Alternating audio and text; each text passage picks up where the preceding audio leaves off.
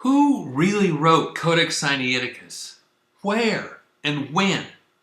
I've just found some new evidence and verified some evidence that's starting to make me think I know where Sinaiticus came from. And it fits into the big picture so well that it's starting to settle the story of the move to create one world Bible for one world religion. When the evidence starts making puzzle pieces fit into place and make sense, it starts to make some of the lies and doubtful things not mean so much. I really want you to track with me, so I want to summarize some past information and show how it fits in with what I've just discovered. After this, you may never look at the oldest and best Codex Sinaiticus the same way ever again. Shall we begin? Hi, I'm David Daniels from Chick Publications. First, if you've watched any of the vlog series, Something Funny About Sinaiticus, you know very well that both Constantines, Constantin Tischendorf and Constantin Simonides, lied like crazy, at least at certain points. Tischendorf lied about parchment documents, scraped animal hide being in a wastebasket to be burned. First, you don't burn parchment, you burn wood or paper. Animal skin is a stinky, smoky, smoldering mess. Second, the wastebasket, quote unquote, was really a storage bin for parchments, widely used for 2,000 years at least.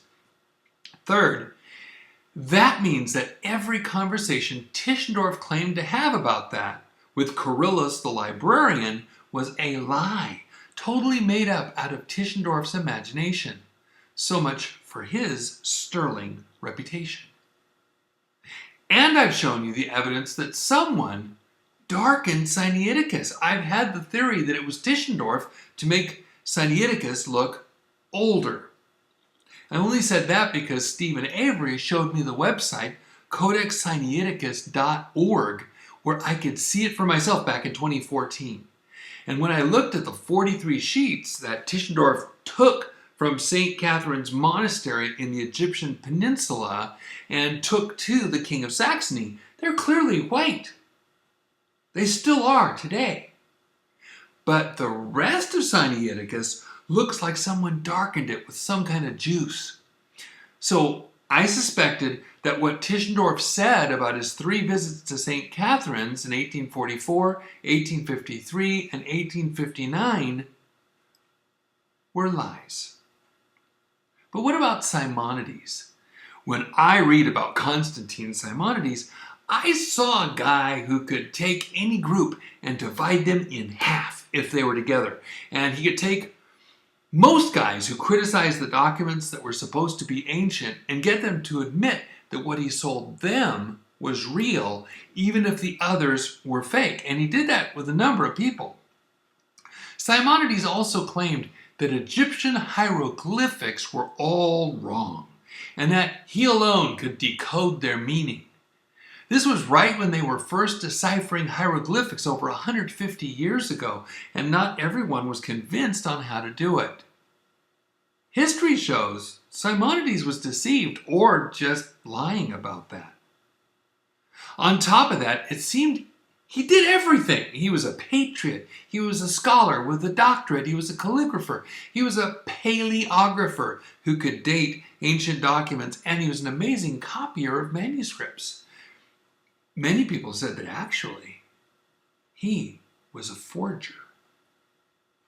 And to top it all off, Simonides claimed that he wrote the Sinaiticus with his own hand, starting when he was about 19 years old in 1839 to 40. It wasn't the oldest and best because it wasn't the oldest. It was a brand new replica in the form of some older manuscripts for the collection of the Tsar of Russia. And he penned it all, not in Alexandria, Egypt, but in his uncle's monastery at the beautiful Mount Athos in Greece. So, Tischendorf claimed he found and dated the oldest complete New Testament in a Greek Bible ever discovered, and we should change our Bibles to match it. But Simonides claimed the Bible is really what remains of a project he wrote 2 decades before as a gift to the Tsar of Russia. Both of them seem to have no problem lying. So now, who's telling the truth? Who is lying? Both? Neither? Or parts of both? What do you do with people who've been caught telling a lie? Simple. You stop believing anything you cannot verify. So, anything we cannot verify or we can prove to be wrong, we do not let it enter into the equation. We just set it aside and don't even consider it. It doesn't matter why they lied at this point. It's just a distraction. We want the truth. So, we can only trust what we can verify. The rest is open to our best theories and interpretation of the evidence. Does that sound fair to you? Here are the basic elements of Simonides' story. In 1839 to 40, Simonides, a 19-year-old, came to Mount Athos to make a single Bible that was a compilation of a bunch of old texts made to look like an ancient manuscript. He wanted to send it to the Tsar of Russia, the rich patron supplying money to support the monasteries around Mount Athos, in the hopes that the Tsar would pay for a printing press for his uncle's monastery of Panteleimon. He wrote it, overseen by his friend, the monk Kallinikos. But while Simonides was away busy with other things, the Bible was sent without corrections to St. Catherine's Monastery. Then later, when Kallinikos was at St. Catherine's in 1844, he saw Tischendorf all excited about the Codex. Kallinikos knew that Tischendorf stole small parts of it. Then at a later time, Kallinikos saw Tischendorf say he was cleaning the manuscript, but actually he was aging it. What can we verify of this story? Simonides claimed that he created the Sinaiticus himself on Mount Athos for his famous uncle Benedict. So let's start with Mount Athos. Is Mount Athos a real place? Is it a mythical place like the myth of Mount Olympus? Sure, there is a Mount Olympus in Greece, but there aren't gods at the top. So what's the truth about Mount Athos? Here's what I found out. Mount Athos is at the northeast tip of Greece, just south of Bulgaria. It's on the third peninsula that looks like a 3-fingered glove. It's on your Bible maps. That's it, right there, the third finger. And at the top, the left top of the glove is Thessalonica. Mount Athos is a peninsula, but it's also a single mountain. It's also an autonomous, self-governing state full of monks with 20 monasteries. And it has no roads around it, so you can't drive there. They'll only allow you to go by boat. And not just anyone can go there, not even on a visit. No woman can enter at any time ever. You have to be at least 18 to come to Athos. If you want to stay for more than 1 day, you must have permission from the monastery. Then you can, with the proper paperwork and positions, stay up to 4 days, 3 nights. And they want pilgrims who come to pray, etc., not just tourists. So there is a tightly limited tourist trade for visitors today. But in the 1800s, it was much tighter. So the only way to find out what was on Mount Athos was to find out from someone trustworthy who had been there. In the late 1800s to early 1900s, there was just such a man, Spiridon Paulou Lampros. He studied literature in Athens, then got his PhD at the University of Leipzig. From 1890 to 1913, at least, he was professor of history and classical literature at the University of Athens. Twice he was dean of the university. And he even founded an historical magazine about Greek philosophy and culture and researched medieval Greek. He made a 2-volume catalog of books that he found on Mount Athos and told who wrote or copied them. And I found them. Among the names he listed, 3 are important to us.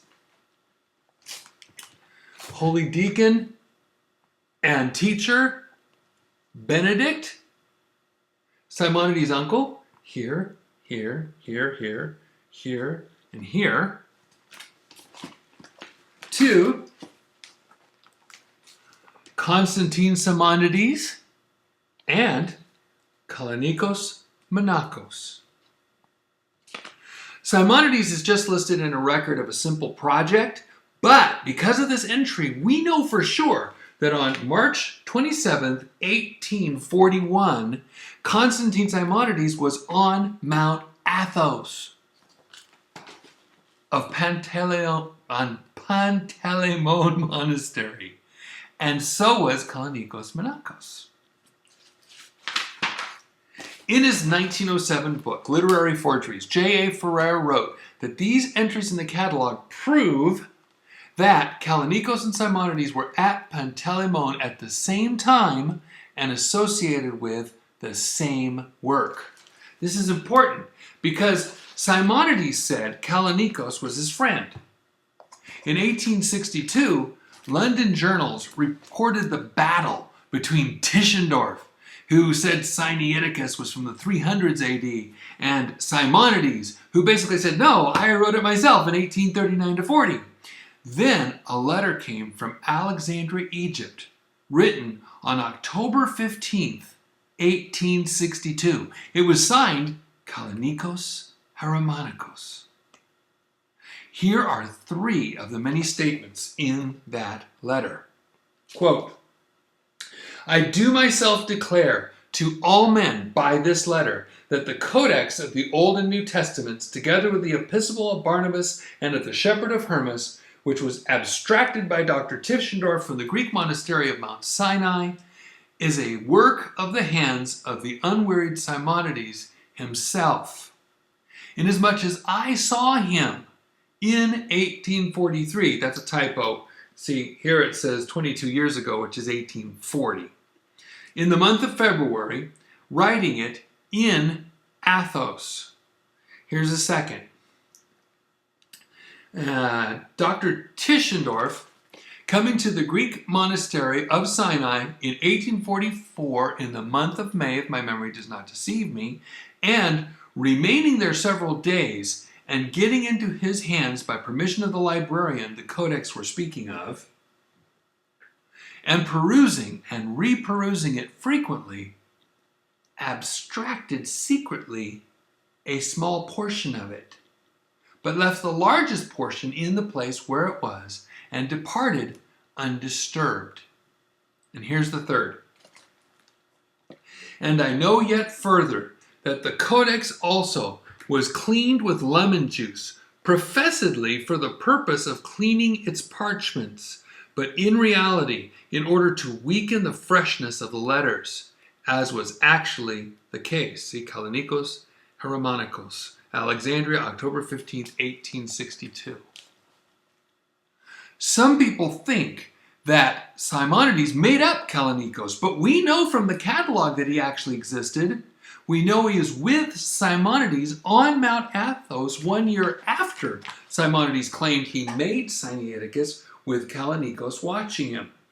I've shown you before, and I'll remind you again, of how in 1845 Sinaiticus was a bound book examined by Porphyry Uspensky of Russia.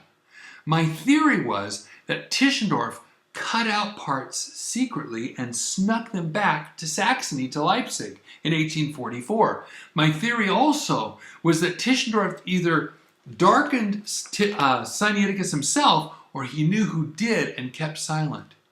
Because anyone can see the difference between white pages and dark pages. And as far as I know, nobody else made these claims that Kallinikos' letter made. And I came by my theories just by looking at the evidence. So this makes me think that maybe Simonides found out all these facts, or that Kallinikos was actually there, or one of them knew somebody who was. Because these three statements match the facts.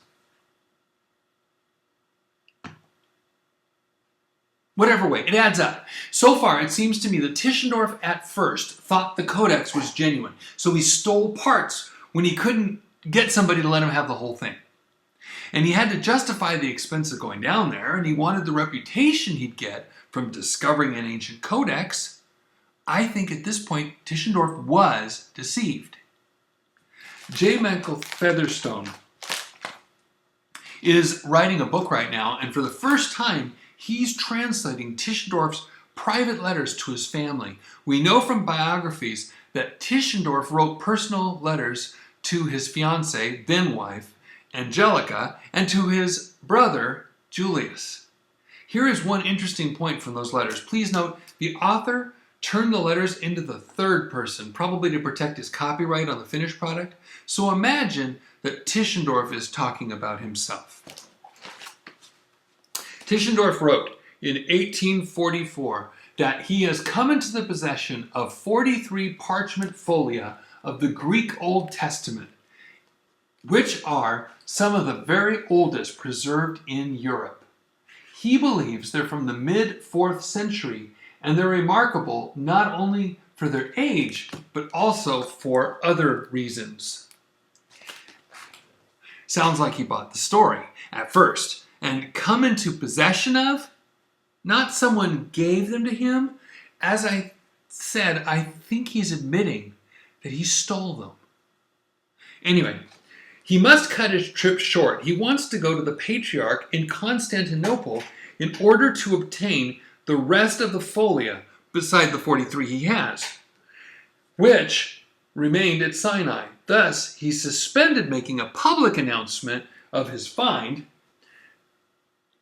That his trip to Sinai was of interest to him in thousands of other ways, his brother will certainly understand. The next year, 1845, Russian religious leader and researcher Porfiry Uspensky came to St. Catherine's. Jürgen Gottslich, in his 2010 book, in English in 2013, The Bible Hunter, The Quest for the Original New Testament, he made it sound like Uspensky was a manuscript novice. Let me quote just snippets here. Uspensky had twice been to St. Catherine's between Tischendorf's first and second visits in 1844 and 1853, and that he had personally examined the 86 sheets of ancient manuscript Tischendorf so sorely missed. What was more, Uspensky had actually seen far more of them, but, just like Tischendorf, made no mention of this when he reporting on his travels. You with me so far? Gottslich is right that Uspensky came to St. Catherine's twice. He did in 1845, the year after Tischendorf's first visit, and 1853, 3 years before the second visit. He's also right that Uspensky saw far more than the 86 sheets Tischendorf claimed to see. I'll show you in a minute. Then Gottslich wrote, quote, Uspensky was no manuscript expert, and he received far less academic training than Tischendorf, and did not belong to the exclusive inner circle of European paleographers. Then, he had failed to detect how old the manuscript was, and consequently, how valuable. Uspensky was no manuscript expert, and he couldn't tell the age. Is Uspensky really not qualified? How can we know? Uspensky wrote books on his travels. The first trip to Mount Sinai Monastery in 1845 was published in St. Petersburg in 1856 in Old Church Slavonic. But a missionary friend in the Ukraine got a man who had ability to translate what Uspensky actually wrote from Old Slovenian to Russian to English, did that for us. I'll read that to you in a bit. But first, let me read you a tiny quote from the book Secrets of Mount Sinai that Chris Pinto suggested I get. Listen for the date 1815. Quote, William Turner, who visited the monastery in 1815, reported, quote, to my inquiries after manuscripts and a library, the priests answered they had only 3 Bibles, and I took their word more readily, as Richard Pocock in the mid-1700s states, they had no rare manuscripts. 1815, only 3 Bibles, they had no rare manuscripts. So now, here is the Archimandrite, Porphyry Uspensky's description of what he found in 1845. The best Greek manuscripts are stored in the prior's cells. There are only 4 of them. But they are very precious for their antiquity, rarity, and handwriting features, for their content, for the elegance of the beautiful faces of the saints, and entertaining drawings and paintings. In 1815, there were 3 Bibles, nothing rare. But in 1845, 30 years later, there were 4 Bibles. And that one, a Greek Bible, was very rare. It was, and still is, one of a kind. Poof! There it is. Quote, the first manuscript containing the Old Testament, which was incomplete, and the entire New Testament with the Epistle of Barnabas and the Book of Hermas was written on the finest white parchment. So the entire manuscript was what color? The finest white parchment, just like the 43 sheets now in Saxony, the Codex Frederico Augustinus that Tischendorf took the year before, in 1844. But not like all the rest of Sinaiticus today, which is yellowed and darkened in color. All the sacred texts were written in 4 and 2 columns. It turns out that Sinaiticus is the only ancient Greek codex written in 4 columns. Such a formulation of letters, without versification, no verses, and the way of writing of the sacred text invented by the Alexandrian deacon Euthalius about 446 AD, and soon abandoned due to the many gaps between the columns on the expensive parchment, prove that this manuscript was published in the 5th century. That's the 400s AD. So as I said in another vlog, it couldn't be from the 300s. It had to be after 450 AD.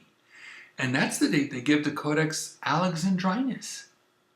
It is notable in many ways. It comprises a special order of the sacred books, intelligible presentation of the Psalms and the Song of Solomon, many different readings on the margins of the New Testament texts, and their particular dialect. In another place, Uspensky says it's the Alexandrian dialect. Then he listed the books in the same order and form we find them in today. It looks like Uspensky knew exactly what he was talking about.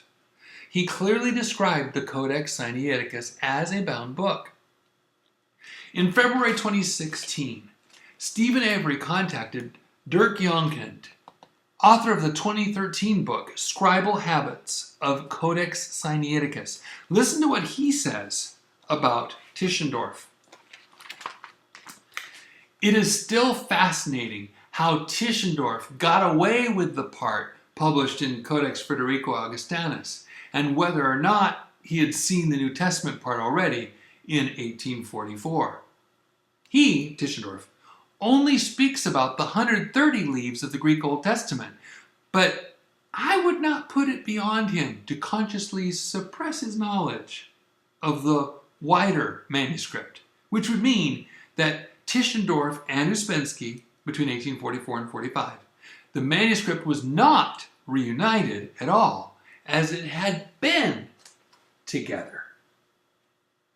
So as of February of this year, Dirk Jonken was open to the idea that Tischendorf got away with the 43 sheets. That sounds like Kallinikos' claim that Tischendorf secretly cut out and stole those 43 sheets. And so Tischendorf also hid the fact that it wasn't a bunch of loose sheets, but a bound book. That would match the testimony of Uspensky, Kallinikos, and Constantin Simonides, and my theory. And that would make Tischendorf a bold-faced liar. I could go on and on, but I bet you want to know what I just found out. Okay, I already did a video on the Shepherd of Hermas, which very largely matched the copy of Hermas that Simonides published and that Tischendorf himself had edited in 1856. There it is. That's Simonides' text. But just before Chris Pinto released his new movie, Bridge to Babylon, he asked me what I thought about the other book at the end of Sinaiticus, the Epistle of Barnabas. I prayed about it, and then I made a chart. I made columns. I put the text of Barnabas from Sinaiticus in one column right off their website, and then made a blank column for notes and opened another copy of Barnabas. Oh, I forgot to mention that Chris Pinto showed me that Constantin Simonides published his own book of the Epistle of Barnabas in 1843. Let me give you a bigger view here. Constantin Simonides, right here, see? He published it in 1843, the year before Tischendorf even set foot at St. Catherine's. It had a main text compared with 7 other Greek versions of Barnabas in the footnotes. Karakalou, Onesimou, Iveron, Anectetu, Gaspareros, Mavrikiou, and Lavra. It was published in Smyrna, Turkey, and was reviewed in the Greek publication, The Star of the East, in the same year.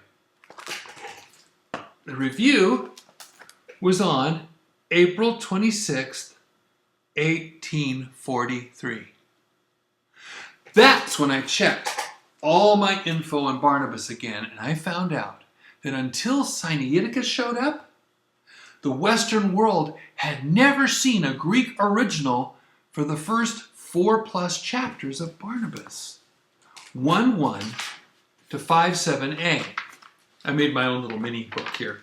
So I wondered, how would Simonides' first 4 chapters of Barnabas compare to the Sinaiticus? Is the Sinaiticus version of the first 4 chapters the real one? Because this is the one that became the model for every copy of Barnabas right up to this day. Or would the Sinaiticus be like Simonides' book? If so, then only 2 known documents in the world had the first 4+ chapters in Greek: Simonides and Sinaiticus. Simonides' Shepherd of Hermas is already almost just like Sinaiticus, and Simonides had 2 versions of them, and I've only seen 1. If Barnabas, though, was also the same, then that would really push my thinking that Simonides helped make Sinaiticus like he said. But if Simonides' Barnabas was different, then we could just say that Simonides made up the first 4 chapters in his copy, and that would be the end of that. It took a while to get used to the way they spelled some words. It's a low-resolution copy from the Aristotle University of Thessaloniki Library, Thessalonica. So my eyes had to adjust, and I played with the graphics too. But eventually, I figured it out, and I compared the text. I could really go into a lot of detail, and maybe I will for my book, but for now, let me just summarize what I found. Look at the Sinaiticus. This right here is the end of Revelation. And right here is the start of Barnabas. It's literally connected. So it was intended that Barnabas be connected to Revelation, part of the New Testament. The Shepherd of Hermas is actually in a separate part, so we don't know about that one, but we know that this one was supposed to be stuck together. Okay? Now, this main text here is not exactly the same as Simonides' text. There are some differences. But look at those 7 versions of Barnabas in the footnotes. 3 of them are named after monasteries on Mount Athos. Others are named for specific people. And as I compared Sinaiticus carefully to these footnotes, something amazing happened. I'll just have to summarize. If I take Simonides' text, then substitute whatever readings are in the Gaspareos manuscript, that is almost exactly identical with the text of Sinaiticus. So, if the Sinaiticus main text of Barnabas is Gaspareos manuscript of Barnabas, it's right out of Simonides' book. And if I take the Sinaiticus and correct it with all those tiny little notes that they added to the text, you can go to codexsinaiticus.org and see them for yourself. Like I put them in here. These things, okay? If I take the Sinaiticus and correct it with all those tiny little notes that they added to the text, that matches the main text of Simonides' book. In other words, Simonides' book equals Sinaiticus plus its corrections notes in the main text. The Sinaiticus Barnabas is Simonides' book when it's corrected with Gaspareos notes. In other words, Gaspareos' text of Barnabas is the Barnabas of Sinaiticus. Seriously, I have more, but I have to stop. I think there's a smoking gun, and you can come to your own conclusions. Here are mine. 1.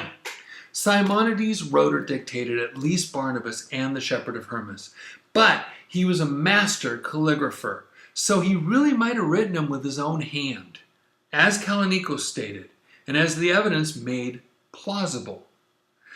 They were both there. Kallinikos knew stuff no one else knew, and no one else said, that just happened to match the facts. I think Kallinikos saw Tischendorf. Now, if Simonides wrote the main text of Barnabas, then he wrote the whole New Testament. Because aside from the 3 sheets of corrections, the 12 pages, the entire New Testament with Barnabas and Hermas has the same handwriting all the way from Matthew to Revelation, Barnabas and Hermas. 3. Tischendorf is a lying liar who lies. But he thought he got away with the real thing, then eventually figured it out. It wasn't old at all, but he still wanted the gold and the glory. So, in either 1853 or 1859, Tischendorf darkened all the rest of the pages to make them look old. Then he kept covering up his lies over and over again. He wanted fame and fortune.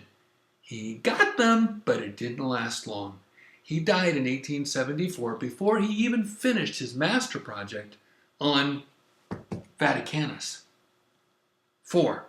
Simonides' motive was to make a Bible that looked ancient and would please the Tsar enough to buy an expensive printing press for Simonides' uncle Benedict's monastery, Panteleimon. But how that Bible was designed doesn't match the format of any Bible anyone had ever seen before. 5.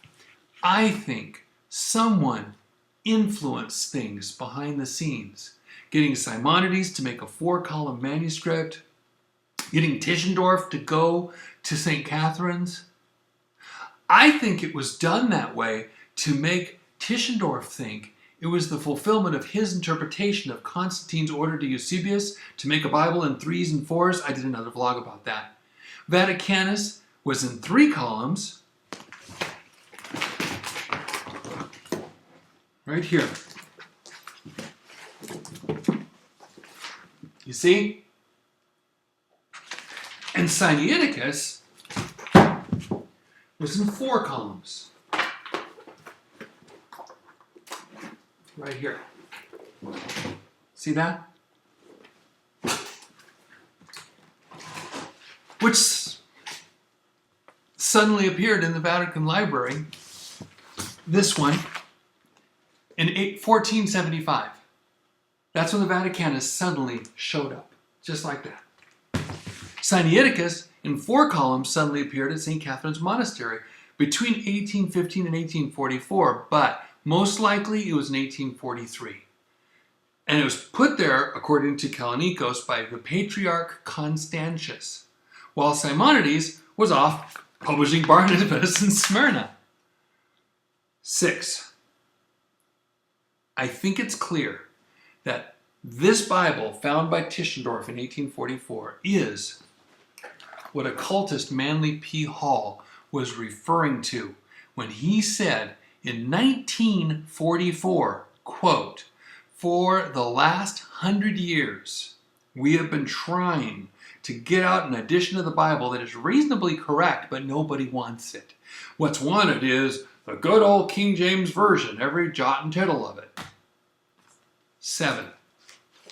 I think this messed up, corrected, rushed, pushed text was suggested to Sinaiticus, suggested to Simonides, it gets confusing, by someone. Maybe it was someone secretly working for the Pope, like a Jesuit. This Bible fulfills the paleographer's dream. It gives him stuff to work on and guess at for the rest of his life. And it led the scholars straight to the Codex Vaticanus, a manuscript nobody really cared about before the 1800s. Because there really wasn't anything else like it. And there was nothing, it was nothing like the historically preserved text that you find here. And most importantly, it, with this, led away from the King James Bible, God's preserved words in English. Because if you can be pulled away from the King James, history shows you can be led into just about anything else.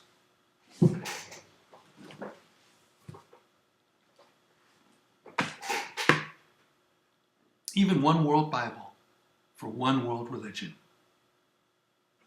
Finally, I heard that Simonides claimed he'd written little notes all over the codex, acrostics and stuff, that showed that Simonides was the author of the book.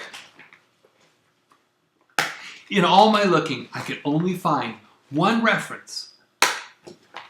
Only one was listed in all the books I've read, and that was Genesis 24. When I found out that that one part of Genesis was found, I was so happy to find out it had Genesis 24. It was finally reunited with the main text. Now I could look into the margins and see for myself. If the acrostic was in the margin, it was proof that Simonides wrote it. If it was blank, then it was proof that he didn't. Take a look for yourself. What's missing? Look at it again. Someone cut out 2 parts of the main text and threw away the margins. Now, why do you suppose that happened? I am so glad I can just trust God's preserved words in English and place my complete faith in it. Then I can leave the doubting to others. I hope after this you will too. God bless you and have a wonderful day.